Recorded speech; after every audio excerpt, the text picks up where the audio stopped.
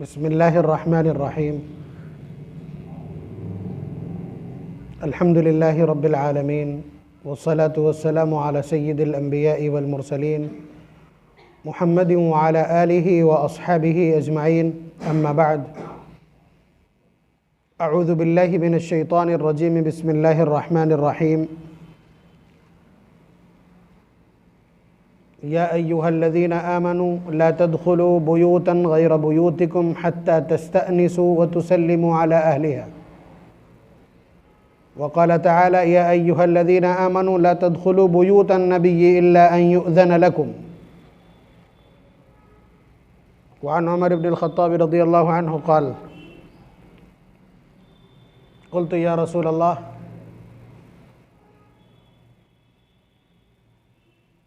इन्न निसाअक यदखुलु अलैहिन्नल बर्रु वल फ़ाजिर फ़लौ हजब्तहुन फ़अंज़लल्लाहु हाज़िहिल आया।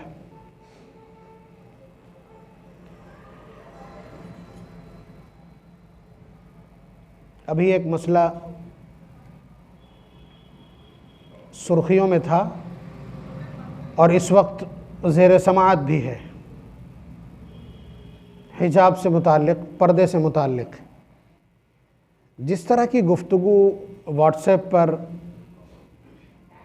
इंस्टाग्राम पर या सोशल मीडिया के तमाम पोर्टल्स के ऊपर जिस तरह की गुफ्तगू, जिस तरह की बहस और जिस तरह की बातचीत हो रही है, उससे तो लगता यह है कि मिल्लत को, उम्मत को खुद मालूम नहीं है पर्दे की हैसियत क्या है। जिस तरह के सवाल और जवाबात और जिस तरह की बदतमीज़ी और जिस तरह की अजनबियत दिखलाई जा रही है, यानी हमें तो लगता यह है कि एक बड़ी तादाद मिल्लत की ऐसी है जो पर्दे को इख्तियारी समझती कि आप चाहें तो पर्दा करें और आप चाहें तो पर्दा ना करें। यानी गुमराही इतना सर चढ़ के बोल रही, जबकि सुनिए और कान खोल करके सुनिए, ईमान के बाद सबसे बड़ा और सबसे पहला काम सत्र को छुपाना है। वो अलग बात है कि इससे मुराद सत्र गलीज है, घुटने से लेकर नाफ तक का हिस्सा है। ये ईमान के बाद सबसे बड़ी जिम्मेदारी। और जिस तरह का तमाशा बनाया गया है, ट्रोल किया गया इसको, वो तो बड़ी अजीब सी सूरत हाल है। तो उस सिलसिले में मैंने सोचा ये कि कुछ वजाहत आपकी खिदमत में कर दी जाए, बहुत ज़रूरी है। अगर किसी जाहिल को, किसी नादान को, किसी कोरचश्म को मुसलमान होने के बावजूद ये मालूम हो कि पर्दा इख्तियारी है, तो वो कान खोल करके सुने कि कुरान करीम की 7 आयात उतरी हैं पर्दे की ताकीद के लिए, और 70 रिवायात हैं, 70 अहादीस हैं जिनमें पर्दे की ताकीद और तलकीन की गई। और हम अभी आपको बतला रहे हैं कि पर्दे के सिलसिले में उतरने वाली सबसे पहली आयत किस कंडीशन में उतरी है, उसका मोमेंटम क्या है, तो आपको अंदाजा लग जाएगा कि पर्दे की वैल्यू क्या है।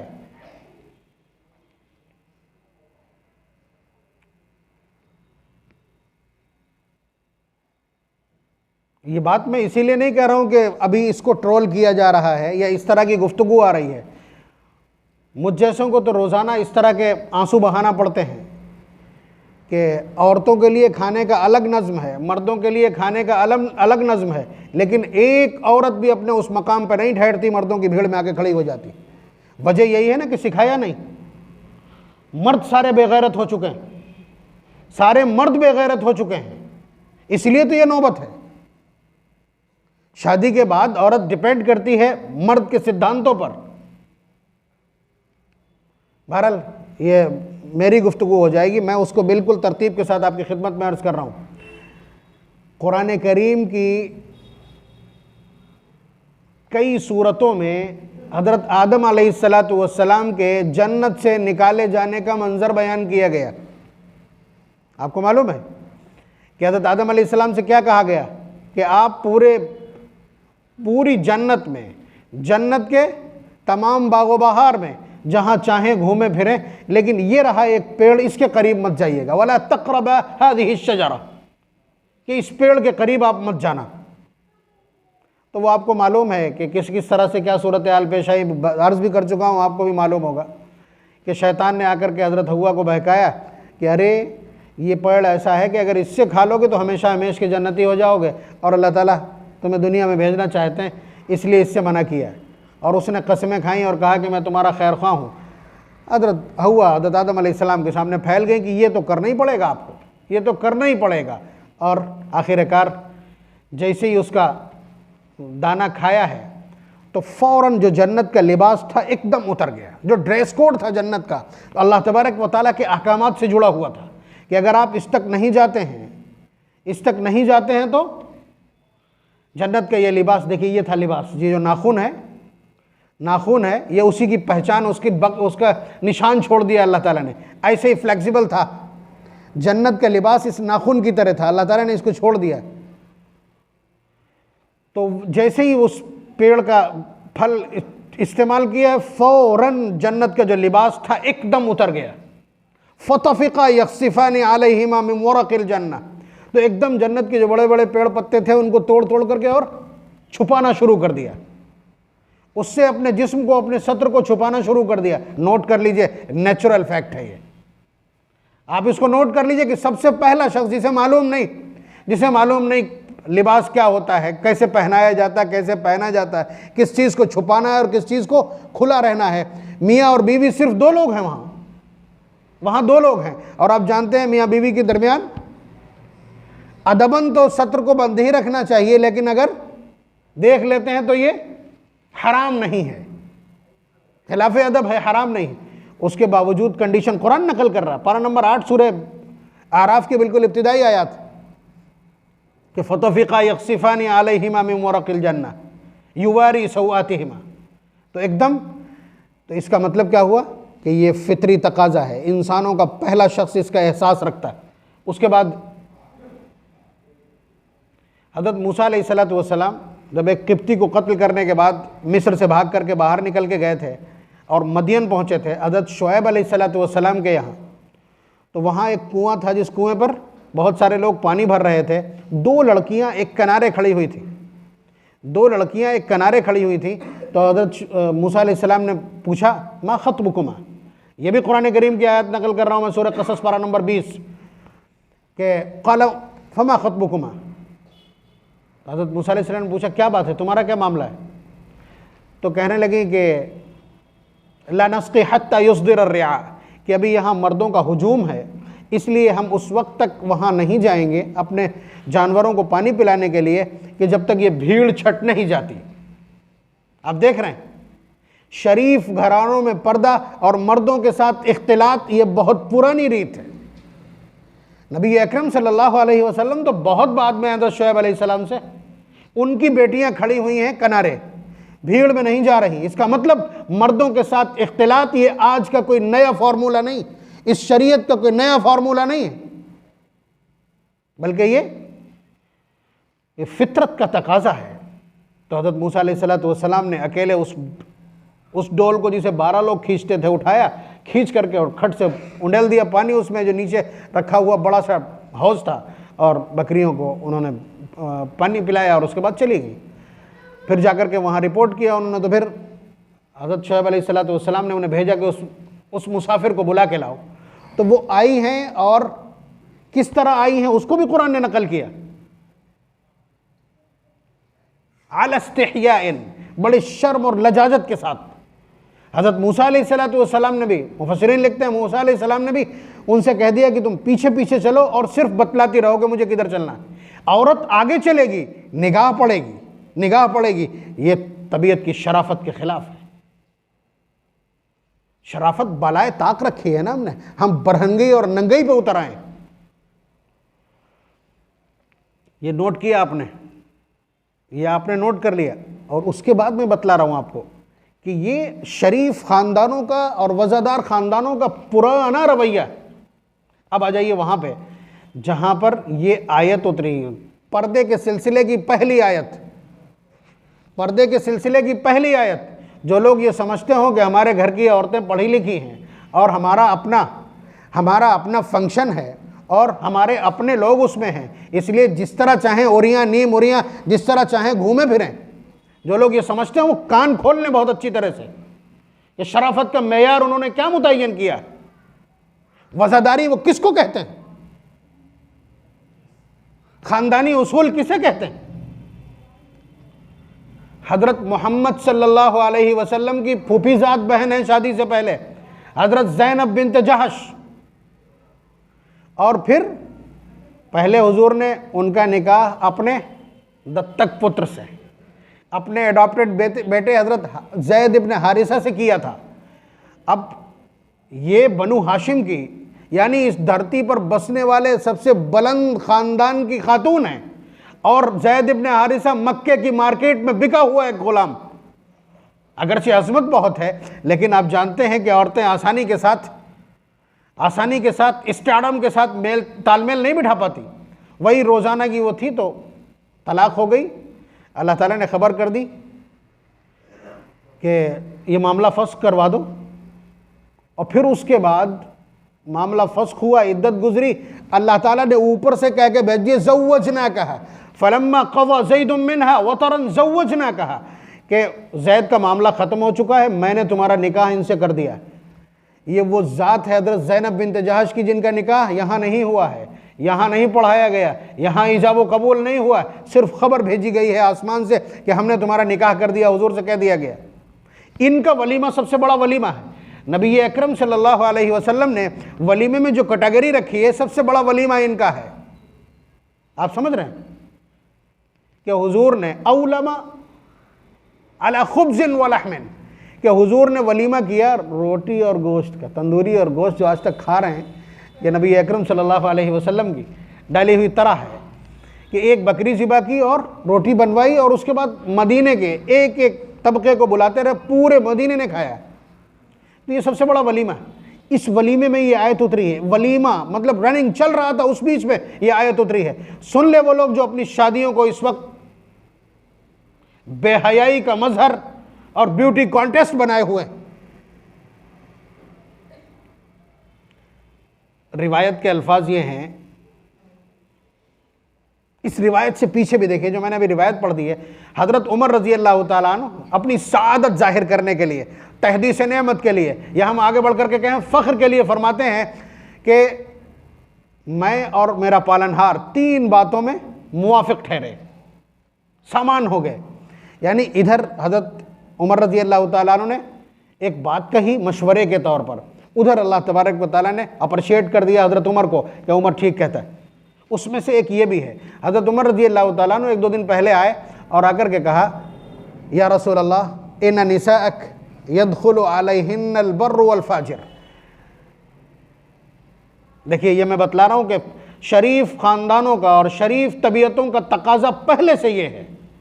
अभी इस्लाम ने पर्दे का हुक्म नहीं दिया है, उससे पहले ये मशवरा आया, एडवाइजरी आई है हजरत उमर रजी अल्लाह ताला अन्हु की तरफ से हुजूर की खिदमत में कि अल्लाह के रसूल आपके यहाँ हर तरह का आदमी आता है। जो काफिर हैं डिबेट के लिए आते हैं, शुअरा हैं डिबेट के लिए आते हैं, कुछ लोग हकीकत हाल जानने आते हैं, कुछ लोग आपकी नबूवत को परखने के लिए आते हैं, कुछ लोग सवाल जवाब करने आते हैं, और कुछ लोग ईमान कबूल करने के लिए आते हैं। हर तरह का यदखुलु अलैहिन्नल बर्रु वल फाजिर फलौ हजबतहुन, कितना अच्छा हो कि आप उन्हें पर्दे में रख दें। हजरत उमर रजी अल्लाह ताला अन्हु के अल्फाज हैं कि अल्लाह के रसूल आपकी अज़वाज मुतहरात घर में रहती हैं और आपके पास हर तरह का आदमी आता है, अगर ये पर्दे में रहें तो बहुत अच्छा लगेगा। फलौ हजबतहुन, काश आप इन्हें पर्दे का हुक्म कर दें। फ़अंज़लल्लाहु हाज़िहिल आया, तब अल्लाह तबारक व तआला ने ये आयत नाजिल की है। ये आयत नाजिल की है, मोमेंटम अलग है, कंडीशन दूसरी है। हजरत ज़ैनब बिन्त जहश, वो लोग भी सुन लें जो बहुत बड़े बड़े मैरिज लॉन्स और मैरिज हॉल्स हायर करके और उसके बाद शादियां करना चाहते हैं, कान खोलें और अच्छी तरह से खोलें। नबी अकरम सल्लल्लाहु अलैहि वसल्लम का एक हुजरा है, आप देख लीजिए ना, हज़रत आयशा रज़ी अल्लाह तआला अन्हा का हुजरा है, बल्कि उसमें कई मिला दिए गए हैं। ये अकेले हज़रत आयशा का हुजरा नहीं है, अकेले हज़रत आयशा का हुजरा नहीं, तब उसमें सिर्फ 4 कब्रों की जगह है, जिसमें से 3 पूर हो चुकी हैं, हज़रत ईसा अलैहिस्सलाम के लिए जगह बाकी है। हज़रत ज़ैनब बिन्त जहश रज़ी अल्लाह तआला अन्हा से रुखसती हुई, सुबह को हुजूर ने वलीमा किया। वलीमा भी बहुत लंबा चौड़ा, यानी हुजूर की ज़िंदगी का या उन 11 में से सबसे बड़ा वलीमा। तो रिवायत के अल्फाज ये हैं कि हज़रत ज़ैनब बिन्त जहश रज़ी अल्लाह ताला अन्हा दीवार की तरफ मुंह किए बैठी थी कोने में, मुवल्लीहा इलल जिदार, ये अल्फाज है रिवायत के कि वो यानी लोग आ रहे हैं, उसी कमरे में खाना चल रहा है और उसी में दुल्हन बैठी हुई है, और दुल्हन भी ऐसी जिसका निकाह पालनहार ने ऊपर से करके सिर्फ खबर भेजी। वीवीआईपी के बाद भी कोई शब्द है आपके पास, लगा दीजिए इस पर। यानी इतना अहम निकाह, उसी कमरे में हजरत ज़ैनब बिन्त जहश बैठी हुई हैं और उसी में खाना चल रहा है, उसी में खाना चल रहा है। और जो आता है आकर के हजरत हुजूर से कुछ पूछ लेता है या वहीं बैठ जाता है, वहीं आके बैठ जाता है, बातें करता है। हुजूर को तकद्दुर हुआ, हुजूर को तकलीफ हुई कि ये लोग खाना खाने के बाद भी यहीं बैठे, जा नहीं रहे, खाना खाने के बाद भी यहीं बैठे, जा नहीं रहे। लेकिन मुहम्मदुर रसूलुल्लाह सल्लल्लाहु अलैहि वसल्लम अखलाकियात के और संस्कार के शिखर पर हैं, अखलाकियात की अजमतें उनके पैरों तले। हुजूर ने मना नहीं किया, किसी को टोका नहीं, लेकिन जी चाहता था कि टोक दें, तकलीफ हो रही थी कि टोक दें। यहाँ तक कि हुजूर ने एक बार ये काम किया कि हुजूर कमरे से निकले और दूसरी अज़वाज मुतहरात के यहाँ चले गए, ताकि कम से कम मुझे ना पा करके ये लोग यहाँ से चले जाएंगे, यहाँ से चले जाएंगे। लेकिन बाज़ ऐसे थे कि जो फिर भी उठ के नहीं गए। तो नबी अकरम सल्लल्लाहु अलैहि वसल्लम दूसरी अज़वाज मुतहरात के पास से घूम घाम करके आया, तो वो वहीं के वहीं बैठे हुए थे। जैसे ही अंदर गए, ये आयत उतरी हैं उसी कमरे में वलीमे की उसी नशिस्त के दौरान। हज़रत अनस रज़ी अल्लाह ताला अन्हु दावा करते हैं कि मैं हुजूर का खादिम था, इसलिए मैं इस आयत के बारे में सबसे ज़्यादा जानता हूँ। 3 बातें, या अय्युहल्लज़ीना आमनू ला तदखुलू बुयूतन नबी इल्ला अन युज़न लकुम। नंबर 1, नबी के घरों में बिला इजाज़त आज के बाद कोई दाखिल नहीं होगा। आपके घर में अपना पराया, बेटी का क्लासमेट, बेटे का क्लासमेट, मुस्लिम गैर मुस्लिम, फाजिर फासिक शराबी कबाबी सब चला आ रहा है, सब चला आ रहा है, बेटे का दोस्त है। मुहम्मदुर रसूलुल्लाह सल्लल्लाहु अलैहि वसल्लम खट से भी होगा तो वहीं से इत्तला कर दी जाएगी। सहाबा जिनकी अजमतों पर, जिनकी इफ़्फ़त पर कुरान करीम नाज करता है, उनके लिए यह हुक्म किया जा रहा है, ला तदखुलू बुयूतन नबी इल्ला अन युज़न लकुम, बिला इजाजत एंट्री नहीं करेगा कोई। इला ताआमिन गैर नाज़िरीन इना वलकिन इज़ा दुईतुम फदखुलू फ़इज़ा तअमतुम फंतशिरू वला मुस्तअनिसीन लिहदीस। ऐसा होता था कि लोग आगे पहले से बैठ के 12 बजे खाना शुरू होने का टाइम लिखा था, इनविटेशन कार्ड में 11 बजे आके बैठ के भूख बहुत लगी थी। ठीक है, काम करने वालों में, कुर्सी बिछाने वालों को भी परेशान कर रहे हैं। मैं आज की सिनेरियो में बात कर रहा हूँ, परेशान कर रहे हैं। और उसके बाद खाना खा लिया, फिर भी वहाँ से रॉ में से उठा करके कुर्सियाँ डाल के उधर बैठे बातें कर रहे हैं। ये इस आयत का मिस्दाक है। कुरान करीम मना करता है कि आप बिला इजाज़त आएंगे नहीं, वक्त से पहले नहीं आएंगे, यहाँ बैठ के खाने का इंतज़ार नहीं करेंगे, खाने का इंतज़ार नहीं करेंगे, और खाना खाने के बाद यहाँ गपशप करने के लिए यहाँ नहीं बैठेंगे। अगरचे ऐसे हालात हों कि जहाँ कोई मसला ही ना हो, जिस तरह आजकल आप लोग पूरे मैदान खरीद लेते हैं शादी के दिन के लिए, वहाँ बैठ के अगर कोई बात कर रहा तो वो इसका मिस्दाक नहीं बनेगा। हो सकता है कहीं कहीं अच्छा भी लगता हो कि लोग बातें करते रहते हों, लेकिन जब इस तरह बातचीत हो रही हो, इस तरह के हालात हों, तो उसमें कुरान करीम का ये मिस्दाक बनेगा। आप अंदाज़ा कीजिए कि आप इसको हल्के में ले रहे हैं, देखिए किस तरह से ऑन पॉइंट काउंटर किया है कुरान करीम ने। कि होता यह है कि शादी से पहले जो घराने बड़े वज़ादार होते हैं, जहाँ एंट्री नहीं होती किसी की, शादी के दिन वहाँ भी चले आ रहे हैं, ये लहसुन पीस दो और अदरक पीस दो और गरम मसाला दे दो, और वो सूती कपड़ा चाहिए, वो तेल कहाँ रखा हो, फलां और ढिमका। आप समझ रहे हैं, ये सब चलता है ना। उस दिन उनकी भी हुदूद टूट जाती है। कुरान करीम ने इस तरह की कंडीशन को काउंटर किया, फरमाया वइज़ा सअलतुमूहुन्ना मताअन फस्अलूहुन्ना मिन वराइ हिजाब। अगर किसी सामान के बारे में भी कुछ पूछना हो, पर्दे के पीछे से पूछना, दरवाजे के बाहर खड़े होकर के आवाज़ देना। आप देख रहे हैं, जो देखा है नक्शे में अल्लाह तबारक व तआला ने, जो कुछ देखा है, जो बेराहरवी देखी है, अपने वली में देख लीजिएगा, कपड़े उतार के भेजते हैं सब। मतलब अगर जिस्म नुमाया हो तो पहनना और बेपहनना ये बराबर है। हदीस में कह दिया रुब्बा कासियातिन आरियातिन, कि बहुत सी औरतें ऐसी जो कपड़े पहने मगर नंगी हैं। ये नबी अकरम सल्लल्लाहु अलैहि वसल्लम के अल्फाज हैं। जो कपड़े पहना के हम भेज रहे हैं ये ओरियानियत है। तो आप अंदाजा कीजिए, वइज़ा सअलतुमूहुन्ना मताअन फस्अलूहुन्ना मिन वराइ हिजाब। कोई सामान चाहिए, किसी सामान के बारे में पूछना है, किसको कहा जा रहा है? किसको कहा जा रहा है?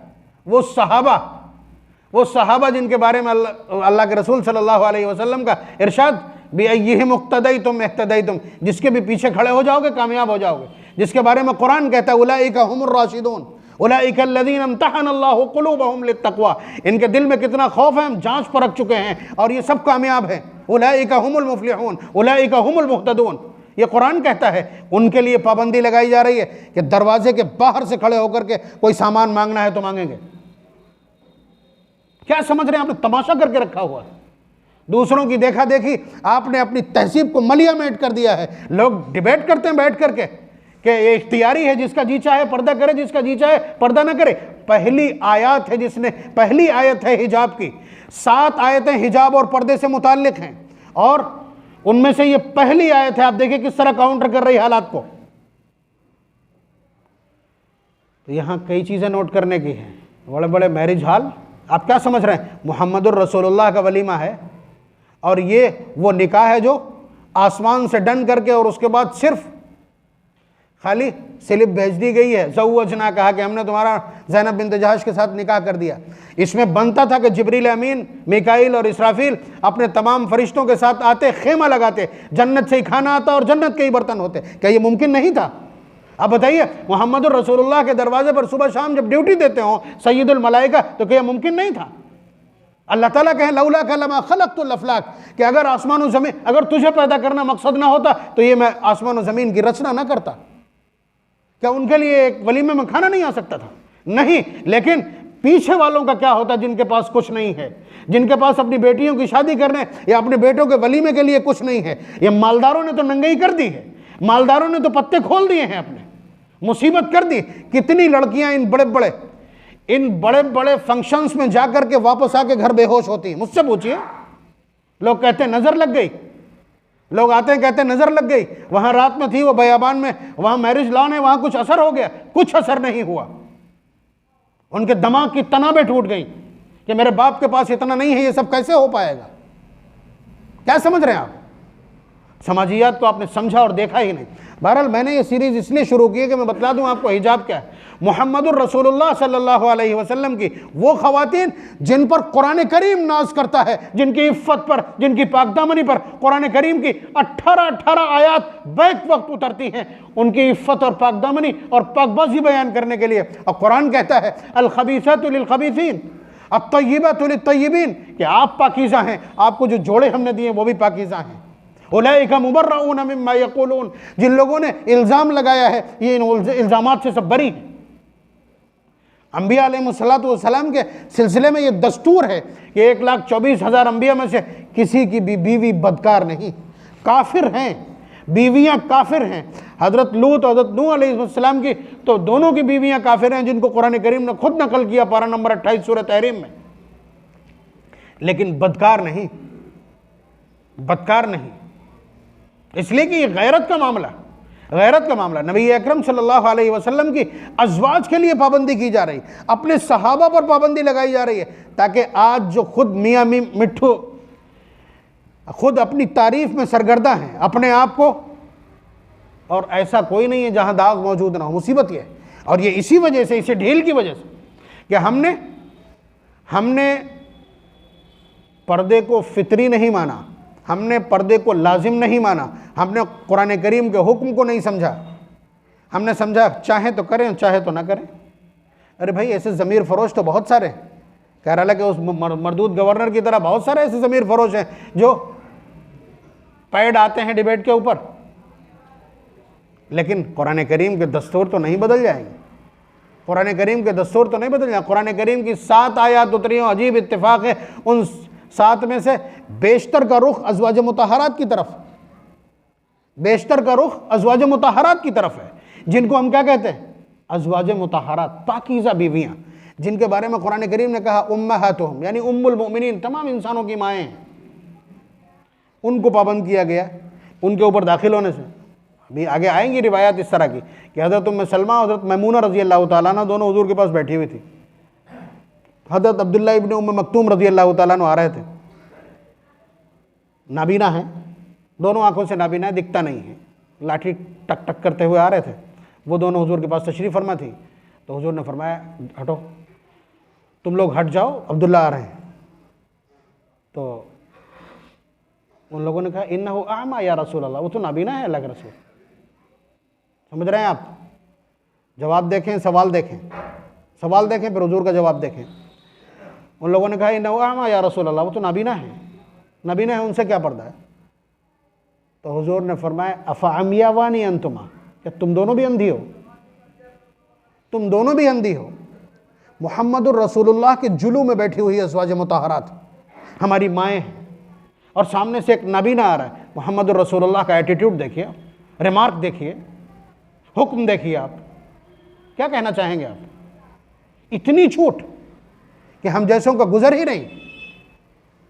निकाह की मजलिस में ऐसे करके निकाह पढ़ाया भी 2 जगह मैंने, और मैंने कहा कि अगर सर उठाता हूं तो गुनाह होता है और सर नीचे किए हो तो शर्मिंदगी का एहसास होता है। एक जरा सा 5 मिनट का काम जो इबादत था, जहां कुरान करीम की, और मैंने कह दिया, मैंने कहा वहीं औरतें मौजूद मुंह चिढ़ा रही हैं और वहीं खड़े होकर के कुरान करीम की आयत की तिलावत की जाए, बड़ी शर्म और हया की बात। फतेहगढ़ में हो तो भाग जाएं, बाहर हैं तो बड़ी दिक्कत हो जाती। इसलिए थोड़ा एहसास कीजिए, कुरान करीम की लाज बचाइए, वरना इस तरह टीवी पर धज्जियां उड़वाएंगे क्या इस्लाम की? क्या इस्लाम के ऊपर इस तरह के कमेंट्स करवाएंगे? 7 आयत कुरान करीम की पर्दे की ताकीद में उतरी हैं। कौन कहता है इख्तियारी? 70 अहादीस मोहम्मद रसूलुल्लाह से मनकूल हैं जो पर्दे का हुक्म करती। और ये एटीट्यूड है घर के अंदर का, ये हाल है वलीमे कंडीशन का कि रनिंग वलीमा चल रहा है और उसमें इस तरह की आयत उतर रही। क्या कहना चाहते हैं आप? आपने छोड़ दिया इस्लाम को, क्या इर्तिदाद इख्तियार कर लिया आपने, इनकार कर दिया कुरान करीम की आयत का, मोहम्मद रसूलुल्लाह के पैगामात की कोई अहमियत ही नहीं, साथ में लेकर जा रहे हैं पूरी बेहयाई के साथ। समझने की कोशिश कीजिए, ये बौखलाहट या ये जो तेजी है ये इसलिए कि बाकायदा टारगेट करके इस्लाम के फंडामेंटल को टारगेट किया जा रहा है, बाकायदा फंडामेंटल के ऊपर कीचड़ उछाला जा रहा है। आप तमाशा बनवा रहे हैं, हमारी आवाज सदा बसेरा है, आपका अमल मुसलसल यही दिखला रहा है कि पर्दा जी चाहे करो, जी चाहे नंगे घूमो, जवान बेटियां चाहे नंगी घूमे इसी तरह से,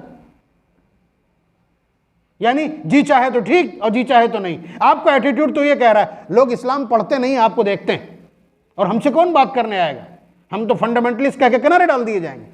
आपका रवैया इस्लाम की सही वजाहत और सही तशरीह करेगा। खुदा के वास्ते, अल्लाह के वास्ते झोली फैला के भीख मांगता हूं आपसे, इस्लाम की आबरू अपने अमल से बचाइए, वरना अल्लाह तबारक व तआला को देर नहीं लगती, वो पहले ही धमकी दे चुके हैं, व इन ततवल्लौ, अगर ये रूगर्दानी तुम्हारी इसी तरह जारी रही, यस्तब्दिल कौमन गैरकुम सुम्मा ला यकूनु अमसालकुम, तुम्हें मिटा देंगे, जो तुम्हारे दुश्मन हैं उन्हीं से इस्लाम की हक्कानियत की तर्जुमानी करवा देंगे, वो तुम जैसे साबित नहीं होंगे। अल्लाह तबारक व तआला वो दिन न दिखलाए, उससे पहले ही हमें तनब्बो इनायत फरमा दे और हम खुद हया और हिजाब को, इफ़्फ़त और पाकदामनी के एहसास को इस्लाम के तनाजुर में समझने वाले हो जाएं। व आखिरु दावाना अनिल हम्दुलिल्लाहि रब्बिल आलमीन।